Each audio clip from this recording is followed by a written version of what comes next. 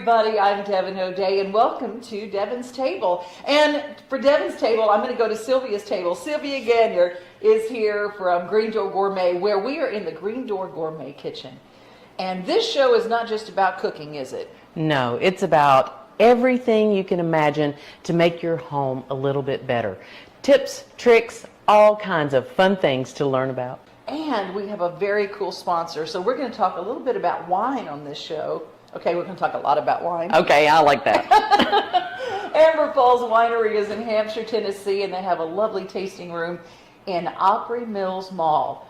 We're going to find out more about them and some of the wines they have to offer. Welcome to Devon's Table. We'll be right back. Joie de vivre, and that's Cajun for the joy of life. Amber Falls Winery invites you to share our family heritage and to experience the fruits of our labor. We take the best that nature has to offer and give it our own special touch to create award-winning wines crafted just for you. Enjoy them in our underground tasting cellar or ask for Amber Falls wines at your favorite liquor store. Amber Falls Winery, Hampshire, Tennessee. We'll bring out the Cajun in you. From the UT Extension Service Cultivating Communities, contributors Katie Martin and Chris Hicks bring us this story. You know, goats are really popular, and DeKalb County is the home of a very, very special goat farm. We are at Harmony Lane Farm and Creamery. We are a grade A goat dairy here in Smithville, Tennessee. And we've been open to the public as far as our agritourism goes about 3 years, going into our 4th year. Licensed 6 and been on the farm for 12. Everything in this store is made out of goat milk. When I came down with gastroparesis, I researched really what to do. I wanted to get off my medication, and goat milk was the first thing that popped up. So I was getting some goat milk from a man down the street. I decided, well, why don't I just try my hand at a few goats. I started researching. I went to a lot of goat shows. I actually had a goat mentor for about 5 years. And that's really how it started. My first 4 original goats quickly turned into 16. That was some years ago. Now we're up to about 175, 14 intact breeding bucks. We're milking 60 yearlings, kids. We are a disease-free herd. We test for everything. A closed herd. No goats come on our farm, no goats leave. So I used to show, but I had to choose between making cheese and showing. So we're not showing anymore.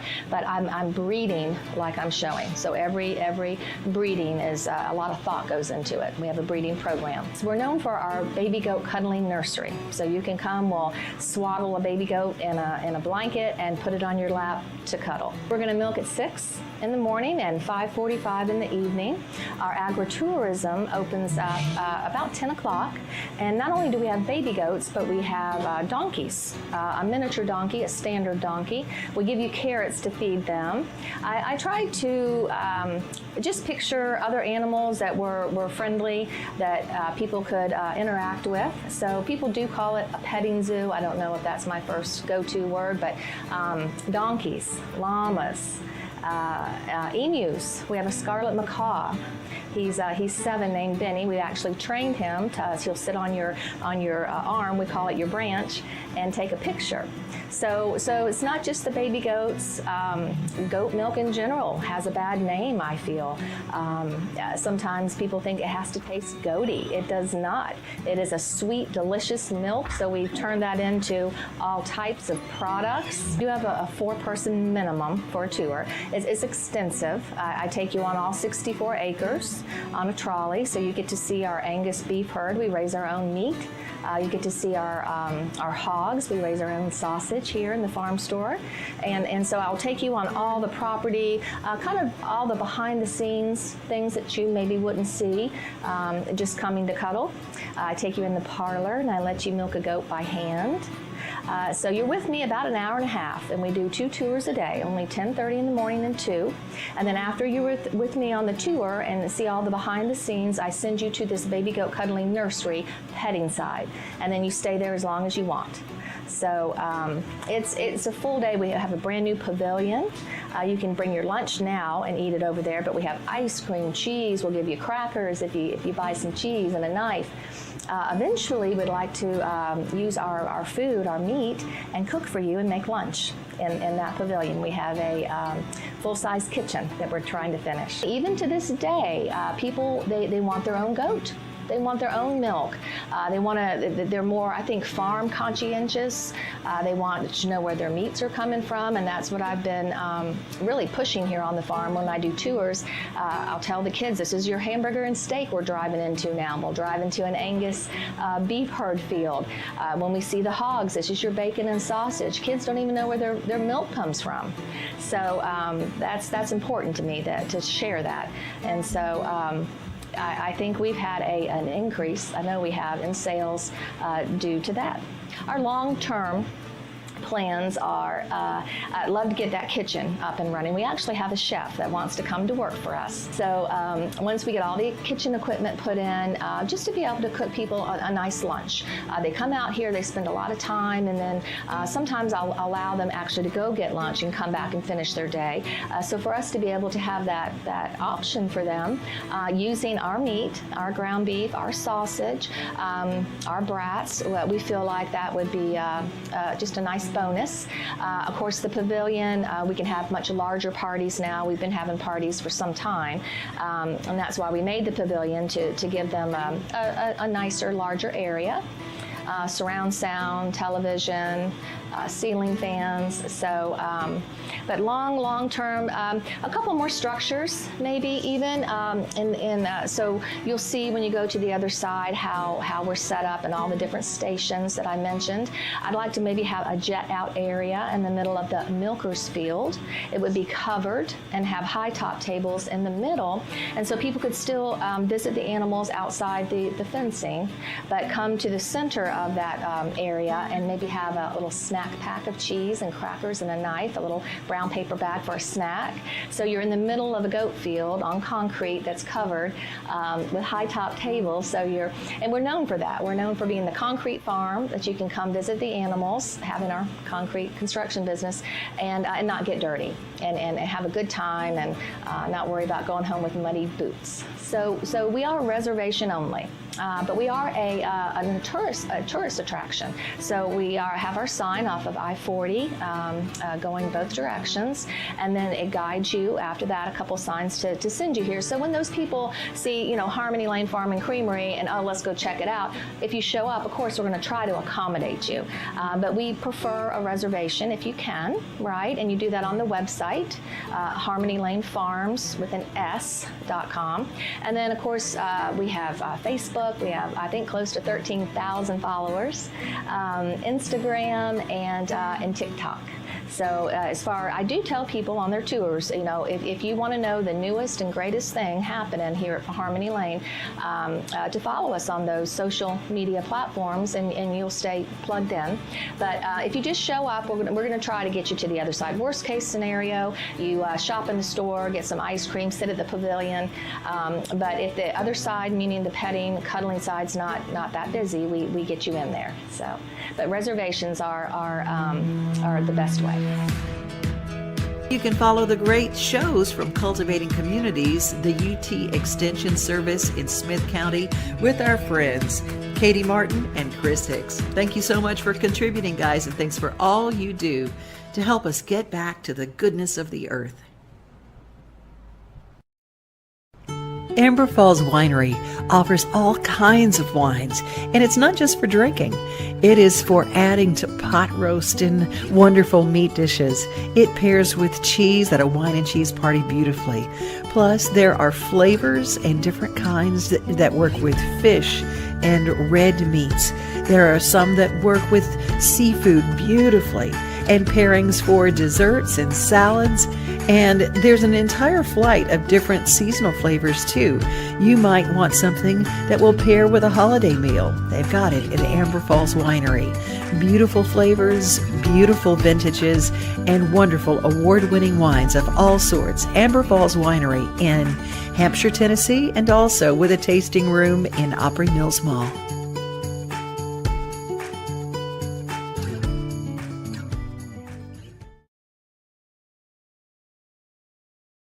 What was your vision for Beauty Boutique and getting it started? 10 years ago, it's been almost 10 years ago since I opened the doors to Beauty Boutique. And honestly, I'm not for sure that I had a vision. I was much younger, and I just knew that Lebanon needed something a little bit different. And so the concept of having a salon, a spa, and clothing all in one place, it could be a one-stop shop. And it really involved itself. Our clients really developed more of the concept than I think I did. We grew with our clients and our clientele. And over the years, I shop for our specific clients. When I go to market, I envision who will wear our clothing, who will love the skincare and so forth. And so that's really and truly how we've evolved over the past 10 years. What are all the different services that you offer here? Because yes, you can get clothes, you can buy the products to make your skin and your hair look great, but what are the services that you offer here? We offer, at Beauty Boutique, we offer a little bit of everything. So we have a full service salon we have 6 full-time stylists who do everything from hair extensions to color, to bridal updos and so forth. Our medical spa is, we have 2 amazing medical estheticians that they do everything from facials to waxing, but medical grade, microneedling to chemical peels. And then, of course, the boutique side, you can come in and you can shop for work and for play. And we carry a little bit of everything from, accessories to shoes to clothing. So what I'm most proud about is that at Beauty Boutique, you do not have to go to Nashville. You can find it right here in our hometown, and you can be dressed for date night, or you can be dressed for Saturday lounging, which is my favorite.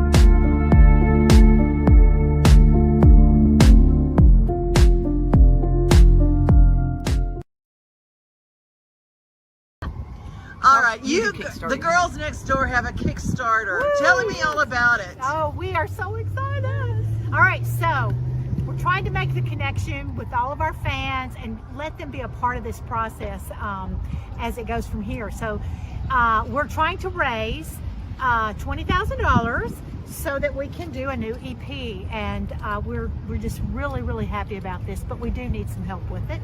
We've all been doing life, and we've been taking care of babies and families, and we're ready to do this music thing again. So Kickstarter's a way we can do that. That's the connection that we have. So if you would like to help us out with our new EP, I think the easiest way to explain it is just go to Kickstarter.com and in the search bar type in Girls Next Door 2.0. Yeah. Because if you put in Girls Next Door, you might get somebody else. So if you put in Girls Next Door 2.0, and then you can make a donation or whatever to our cause. But we're just really excited about it. If you forget that, we have a Facebook page and we have a web page, and they're all Girls Next Door Music. So www.girlsnextdoormusic.com, and Facebook is Facebook/Girls Next Door Music. So okay, give me some music. So something that would identify people with the sound of Girls Next Door. Well, we could do slow boat, I guess. Yeah. Woo! You know, I gotta think how that song goes. I'm kidding. Have you ever sung that one? Never sang. Yeah, Tom, take a slow. Let me do that again. Can you edit? Yes! I know you can edit. Yeah, told me take a slow boat to China. Well, I didn't, baby, nothing could be finer. I'll take a slow boat to anywhere away from you. You still got it. Yes, I love it. I do think my first hickey was from a preacher's son. I think it was. I think it was a preacher's son. I'm not even gonna tell you how old I was. Did you tell it? Did you have to try to get it off? Oh my gosh, I didn't even know what was going on. Yeah. We did a comb and I think, and it was in July, so I couldn't wear turtlenecks the next day. It was at a July 4th Christian concert. Oh my gosh. So yeah, that song is Tammy's apropos. telling her hickey story. I hear it. She got it. Toothpaste always was the thing. Oh. Toothpaste. Yeah. Don't you remember toothpaste was always the hickey cure? I never remembered that. Golly. Don't know that one. No, was that do with like Yeah, rub on it and bring the blood. I used to have to do that to my sister. Well, okay. She would come home. That's why you're no longer the adult in the room. Well, yeah, except she had them, but I was. You were not her.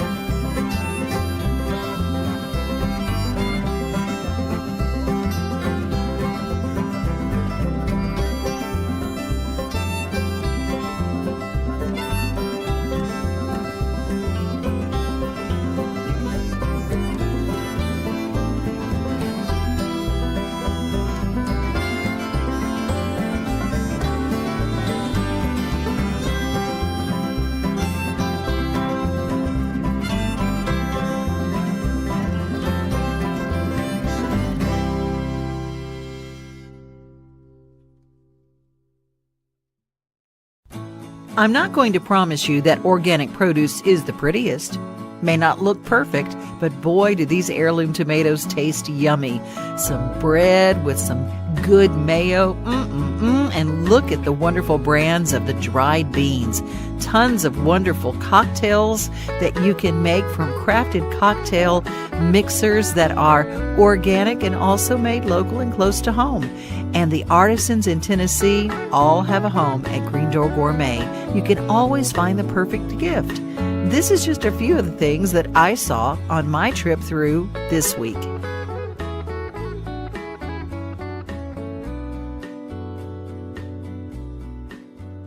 I'm Kelly, and I'm the lead floral designer here at Green Door Gourmet. I am making some jar arrangements to go in our on-farm store, into our farmers markets that we sell to, and I'm going to kind of talk about my process that I go through. I start with a base of greenery to kind of give it a little balance when I start putting stuff in, and then I start with some tall, fluffy things. These really awesome black-eyed Susans that the girls have grown are super helpful. I want to leave them kind of long. I can kind of see what it's going to look like if I hold it next to the jar before I cut, and that might be a little too tall. It's always better to make things too long than too short, because you can always make it shorter, but you can't make stuff taller. And it's okay if it's not perfect right away. I'm gonna kind of fluff out the bottom a little more. They're so happy, so I kind of want to put a lot in there. So I have all this yellow in here. I kind of want to think about what my color palette's gonna be. I have a lot of pink and red and orange going on, so I might do kind of like a peachy, yellowy, creamy guy this time. So next I'm gonna pick my focal flowers, which are gonna be like the biggest flower. And I've been using a lot of our dahlias recently because they have just really popped with all this rain. So I'm gonna go over to my buckets, pick 1 to 3, kind of all different sizes. I wanna get off all the leaves that are at the bottom. If there's a lot of leaves in the water, then they'll rot faster. I never wanna cut really on a joint right there. I wanna cut at an angle right above or below it. I kinda like him down low because he's so beautiful. Dahlias are pretty fragile. They get pretty breakable right there, so you want to be careful with them. And I kind of, since these are all so tall, and this is down low, I might want to bring something else tall of the same color up there. So I delicately place him in there. And they're kind of, I think they're too close to each other, so I might cut him down shorter, which means I'd have to cut off this guy, which is okay. And it's always good to kind of pull and push and like tuck and rearrange stuff as you're going. Don't focus too hard on it, but it's good to do that. And then I might put him in the back. I kind of like to focus on the front because these will be in the store where everyone only kind of sees the front. But it's good to have a focal in the back as well. Next, I'm gonna kind of choose another medium-sized flower to kind of fill in some space. I'll use some Lysianthus. I might use some pinks. Again, I want to take off all these leaves because it'll crowd the base of the vase. And I want to think, when I'm making an arrangement, I want to think about the line that I'm creating, the visual line, and all the different textures and the colors and how they balance each other. So if I have this pink over here, I might want some down here as well. Maybe I'll put him over here. And I might put some behind as well to create that depth. And now I think I'm going to put some peach zinnias in there, another medium-sized bloom. I might just do 2.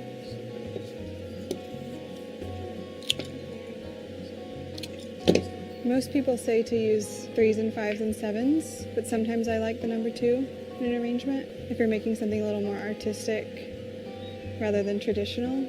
See, there's like a lot of yellow over here, but not a lot anymore over here. So I might add some more.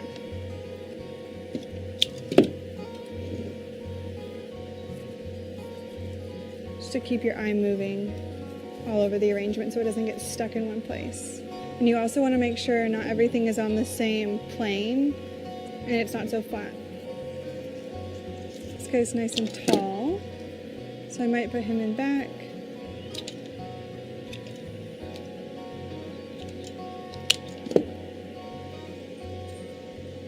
And you can kind of step back and see like what you think it's missing. Maybe some gomphrena. These guys are fun, summer flowers. They add a lot of texture and they dry really well too. They make things a little whimsical, I think. You might put him behind. So they show a little bit, but you know, they're not the focal. It's like some filler flowers, what I call them. You know, not everything has to be perfect, you know, especially, you know, with working with garden and farm flowers, it's fun to kind of see the imperfections that still make things, you know, original and unique. So now I'm kind of just pushing and pulling to make sure everything has their own space, and I think we could call that it. You can find these in our store and at the Richland Farmers Market and all over the farm.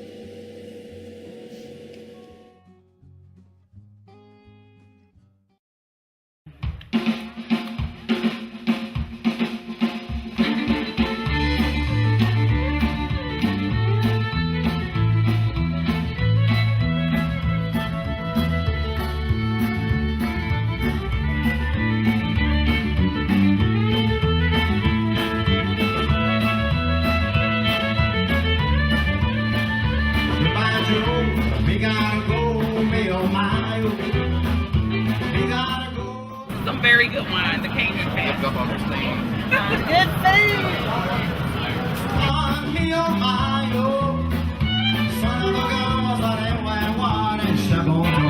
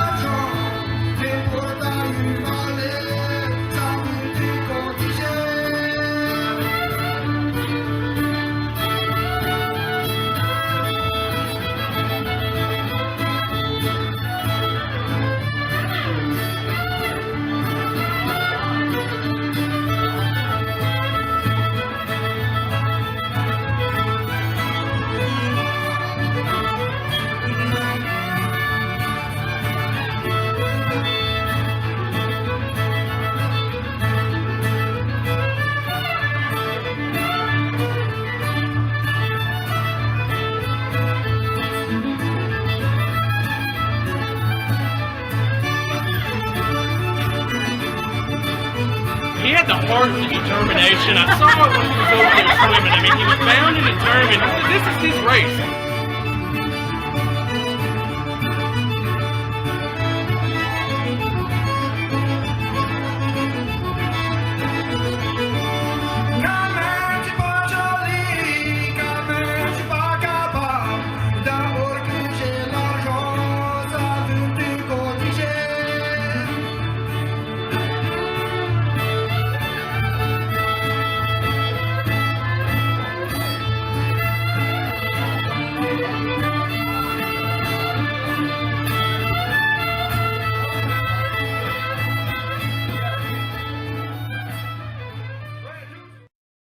All right, this is the big deal. This is making the roux. Now, what is in there? What have you got in there? I just have some oil. What kind of oil? This happens to be, what is this one? You can't use, this one happens to be sunflower.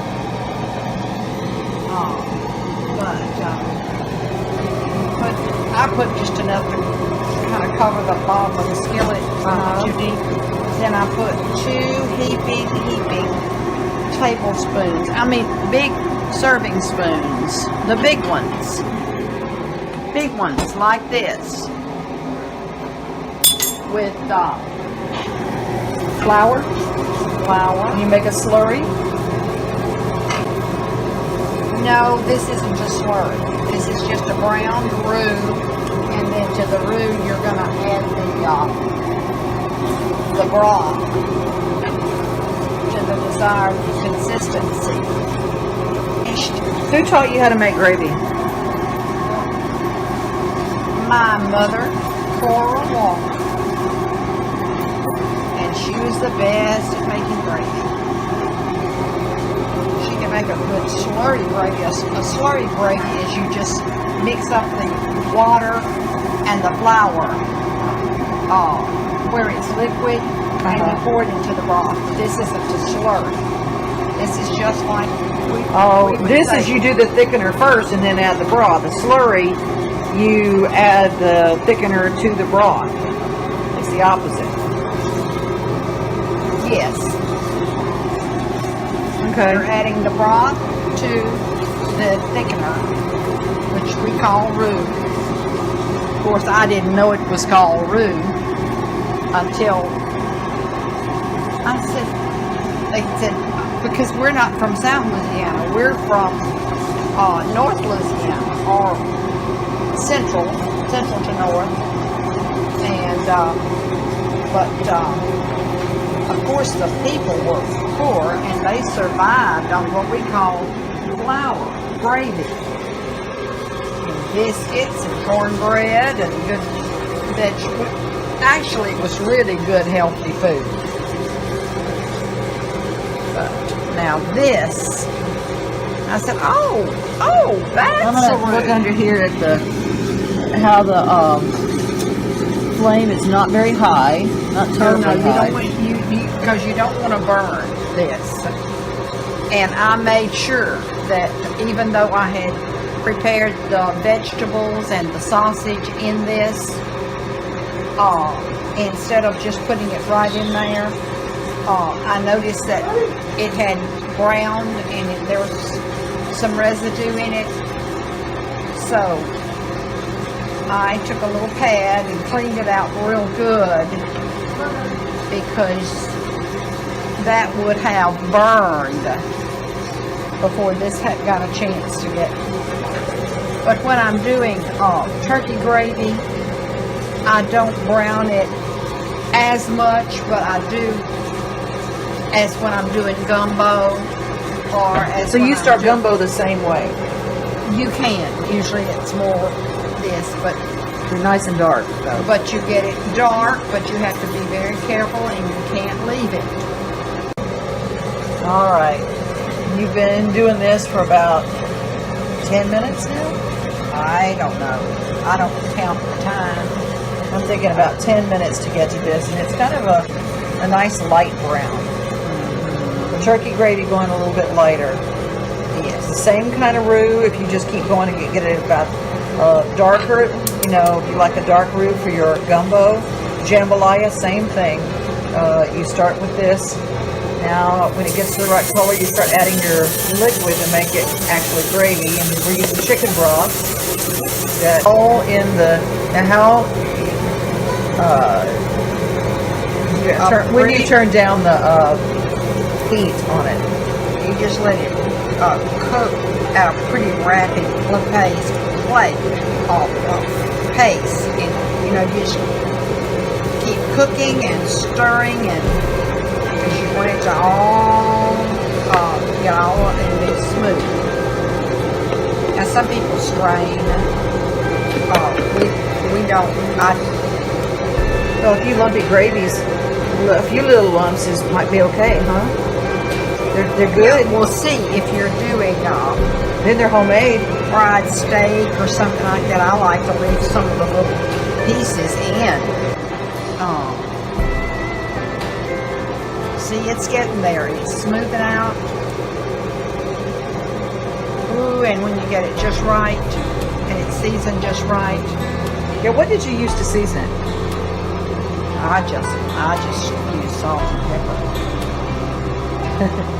Can't go wrong with just salt and pepper.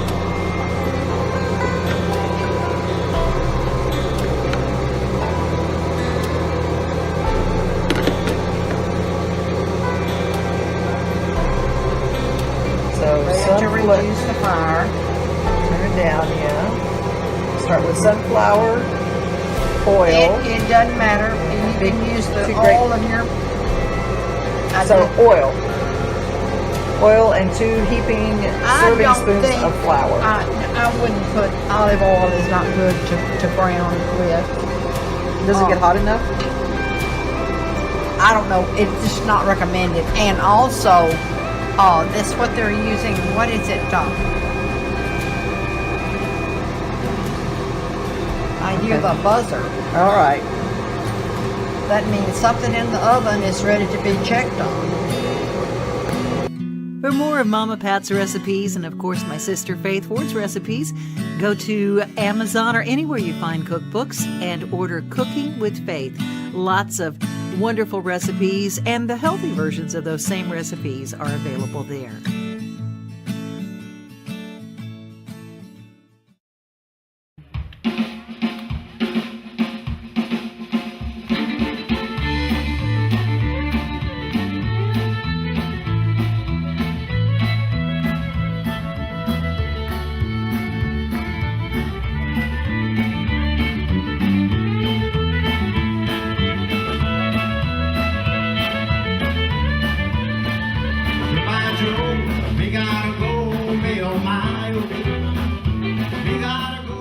Some very good wine, the Cajun Fest. Good food.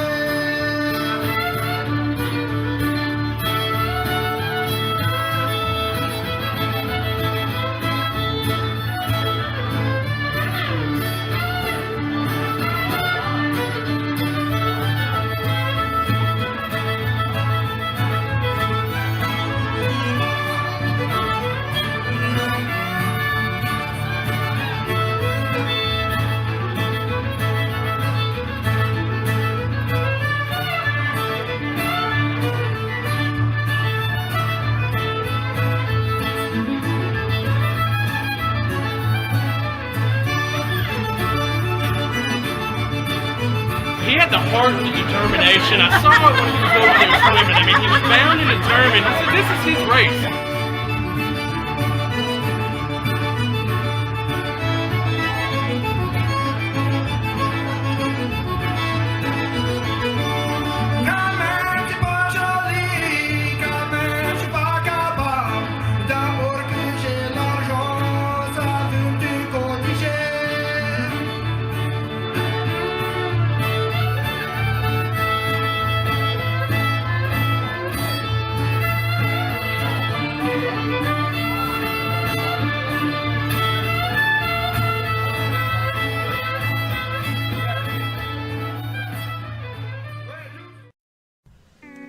When you think of Middle Tennessee or Nashville, Franklin, you might not think polo. That seems like something that the British would do, or the South Africans would do, or the people from Argentina. Well, they do, but so do we. Here in Middle Tennessee or in Ingram, along with James and Lexi Armstrong, every year at Riverview Farm or in Ingram's Farm, they get together with Nashville Polo, and they have an invitational that is second to none. Voted the #1 charity event in Williamson County. People get together and celebrate a wonderful game of polo with world-class players while raising money for two very worthy organizations. Over 25 years, they've been meeting once a year to play polo and raise money. And they've raised over $3 million for Rochelle Center and Saddle Up. If you don't know about Saddle Up, it is a therapeutic riding program in Leapers Fork, Tennessee for challenged children. But they're all equal on top of a horse. It's an amazing organization, and Rochelle Center does incredible work with challenged adults. Their work programs and daycare programs are incredible. And that's why Orrin Ingram, his family, and a host of volunteers and people who buy tickets and cabanas, they decorate, they go all out. This year, there was a safari theme. They have a winning team, and they have great sponsors. They have the winning pony, the best playing pony, and they have stick horse races, and the kids really get a big kick out of stomping the divots. Now what that is walking across the field, and literally every place that there's a piece of turf that is pushed up, you actually stomp the divot and make sure that the field is back in place. Now, if you don't know a lot about polo, it's okay. You really don't have to. You just go, buy a ticket, you eat well, and enjoy a wonderful afternoon. It is fast-paced, it is real, and it is an incredible event for those two organizations. I hope you'll check out chuckersforcharity.com.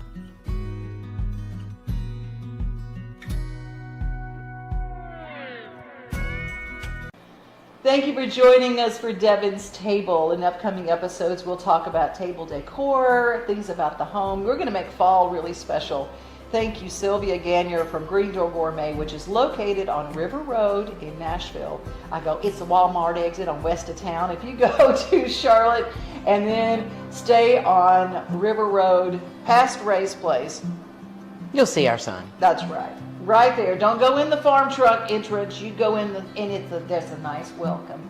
I love it. I feel like I'm home when I come here. It's just so amazing. And a big thank you to Amber Falls Winery. You have been a wealth of information, as I knew you would be. You're so good at what you do. Thank you for bringing all your knowledge to everybody. It's a pleasure to be able to share some of the things that I've learned along the way, and anytime I get to spend time with you, Devon, it's always fun. I love it. I love it. The main part of this show is to get around the table again, get people you love, and nourish yourselves. Nourish yourselves with good food, good conversation, and good hearts. And I just want to say that the best way to find a blessing is to first be one. Thanks for joining us at our table. Bye. Cheers.